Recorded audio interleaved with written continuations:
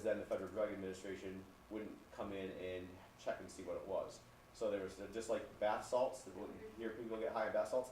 This is not bath salts you get at Bed Bath & Beyond. This is synthetic cocaine is what they're trying to make there. So they're trying to find a way with chemicals to make something that's somewhat similar to something else. Well, the kids were getting that, and they were using that.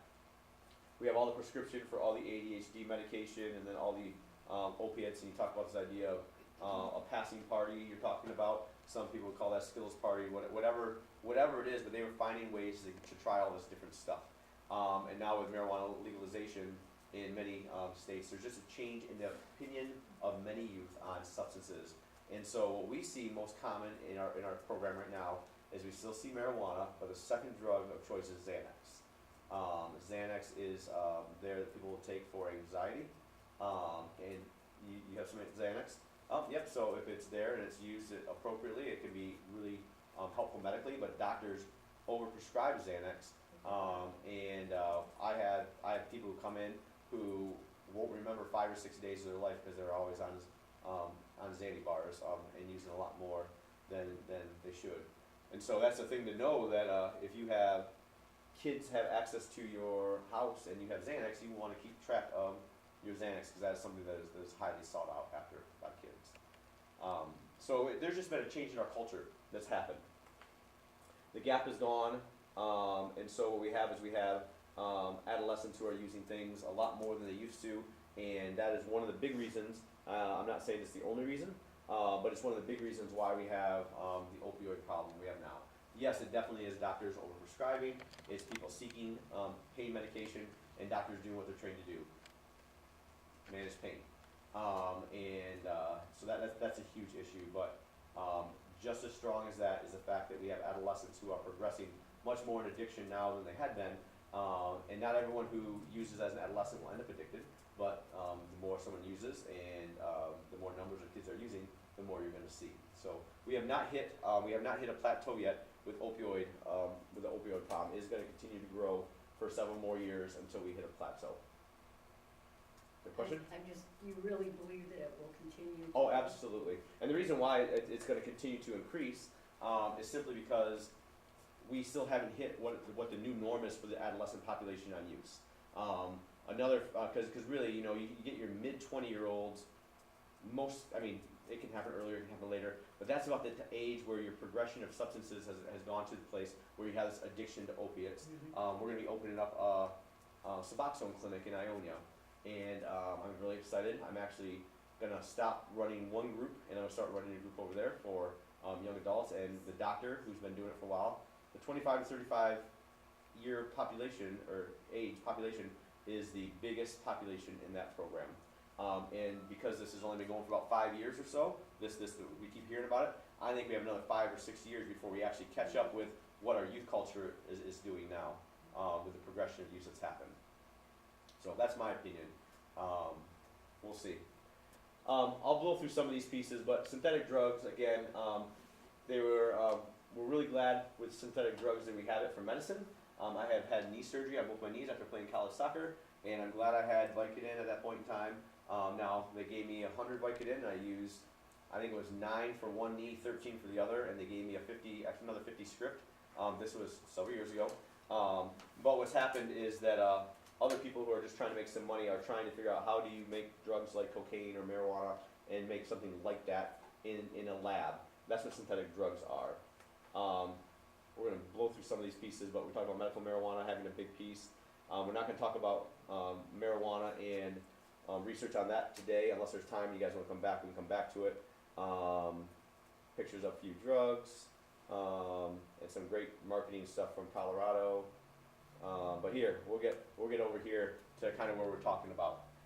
What does drive our problem with substance use? Well, the reality is that what drives the problem with substance abuse is this piece of this neurotransmitter called dopamine. You and I have dopamine inside our bodies. We're really glad we have dopamine inside our bodies. When something good happens, we get a little bit of dopamine to get kicked off. So about 20 minutes ago, I'm getting an update. So I'm actually the assistant coach for the varsity team, but I was booked here today, so I'm not there. I get this text from someone at the game that my son scored a goal. It's the first goal of the season for the team. And I'll tell you, I wasn't there, I didn't take a drug, but I had a little dopamine that I kind of kicked in. I felt pretty good about that. That's the beauty of dopamine. We have that for when things happen. Before I came here today, I'm a member of the Y in Grand Rapids. I have reciprocity anywhere I want to go. For the first time, I was out here, and I swim about 3/4 of a mile 4 to 5 times a week. So I swam at the Y earlier today, and your body, when you get done working out, kicks off dopamine. It feels good when you're done. So I feel all nice, relaxed. I got my workout in. I'm good to go. So we have dopamine inside our bodies, and dopamine is there to do things like when you exercise, it will trigger off when you get good news on something. And our body has times where it will automatically trigger off dopamine, things like that. It also can come along and can get triggered off based on your opinion. So how many people here really like asparagus? Anybody like asparagus? Nice grilled asparagus. This is everyone in the room except for me. And the idea of like a nice thin asparagus grilled with some butter and everyone's feeling, I got nothing going on inside me right now. So our opinions on things also matter with dopamine, and dopamine will get triggered off when there's something that we like, but it might be something someone else might not like. And what's amazing about all this is that there are all kinds of different things in this world, and there are very few things that people use and abuse, and everything that people use and abuse triggers off dopamine. So I like to landscape my own yard. I have some, I started you guys remember the George W. Bush tax credit you got back that one time, that rebate? I started my landscape project with that. It still continues, and it's a little ridiculous. It's my own little therapy to have my own yard and doing all that stuff. But there are thousands and thousands and thousands of things I can put into my yard. There's tens of thousands of things throughout this world. There's about 7 or 8 things that trigger off dopamine, and that's what everyone does and uses for drugs. We got the cannabis plant. Marijuana comes by, the poppy plant, which has opium, and obviously the synthetic opium we can make from there. Coca plant with cocaine. There's a certain frog you can lick. I blame Disney for that one, on how someone figured out. Someone got a princess story and kissed the frog. And sage plant, peony plant. But all these things, they trigger off dopamine. And they can trigger it off in some pretty intensive levels. So what was the sage? yeah, there's a certain plant, a sage plant, that a certain type of it that will trigger off some dopamine too. Because I have sage. It's probably, yeah, It's not that good. not that kind. Unless you have too much sage, then maybe it is that kind. So dopamine is here inside our bodies, and the best way I can describe dopamine, and I'm going to do a little drawing here, and forgive me for my not great handwriting.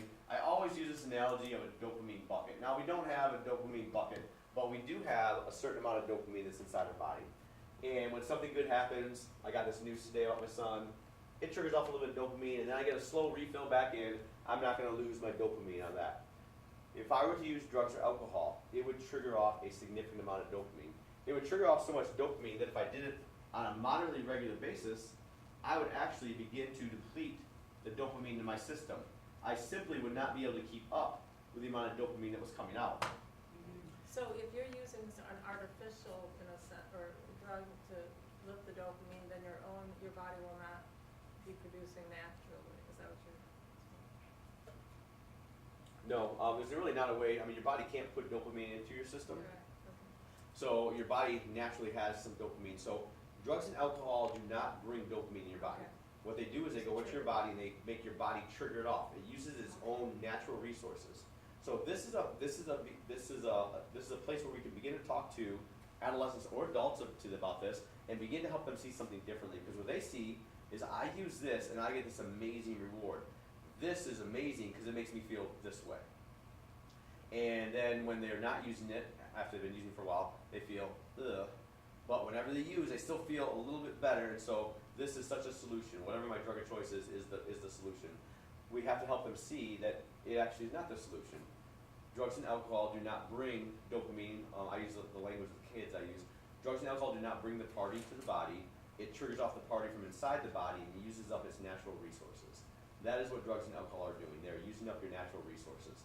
And that's one of the reasons why there can be, for many people, a physical component to addiction, because as this happens, it just begins to affect their biology. They don't have as much dopamine as they used to. So things that used to seem fun don't seem fun anymore. They more to get the same effect. Anyone here have a loved one or or know someone who used to use drugs or alcohol? And then do you know what they used to use and how much they used at the end? You know, they started with so much, then they had to use more and more and more. That's what we call an increase in tolerance. The reason why there's an increase in tolerance is because our dopamine levels continue to go down the more and more we use. And so this is where we really start talking about that biology, that biological component to addiction. So instead of, yes? Does the body not manufacture dopamine? It does in a slow refill. So you get the Oh, slow okay. refill that comes here. But drugs and alcohol will deplete it so much more than is coming in.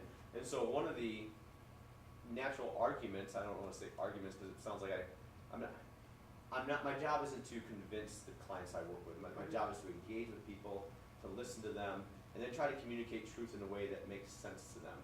And so as we talk about these ideas of tolerance and how this happens, it begins to click for people. And one of the summary statements I'll make at some point in time is that we were not created to use drugs and alcohol all the time.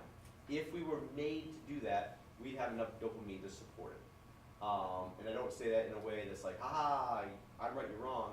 It's just, that's the facts. The facts are that you and I, our biology, we are not made to use drugs and alcohol all the time. If we were made to use those on a regular basis, we'd have dopamine to support it.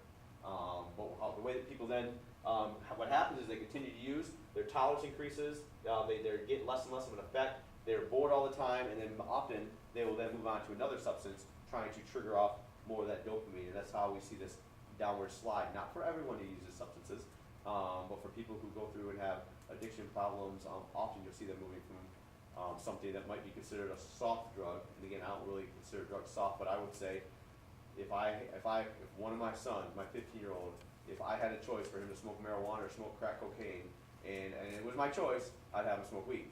If it was my choice, I'd have him smoke nothing. So I'm not trying to say that it's not an issue. I am saying that something like heroin often will cause normally much more problems than other pieces. Not that those other pieces don't cause problems. I've seen lives destroyed. I mean, I've been in this field for 22, 23 years, and I see a couple hundred kids a year, and it's amazing what you see. What's your opinion on the CBD oil? I'm all for it.